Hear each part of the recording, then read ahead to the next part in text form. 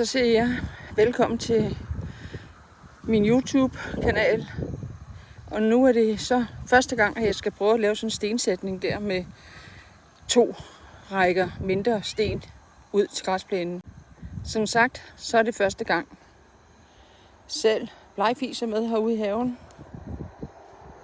Og mine 2 hunde, Freja og Frida. Men det her projekt, det klarer jeg kun med lidt hjælp fra manden, når det kræver noget med udmåling og sådan noget. Og nu ligger hundenes bold jo selvfølgelig hernede i randen, som jeg har gravet ud. 15-20 cm til den store sten, og til de mindre sten lidt mindre. Fordi det er sådan ligesom nærmest sådan et traptrin. Så det er jeg spændt på. Sådan et stensætning op til et rosenbed. Eller rhododendronbed.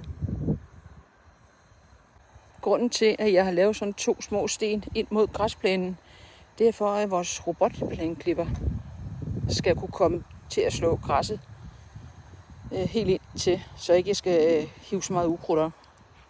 Og her har vi så mit rhododendronbed,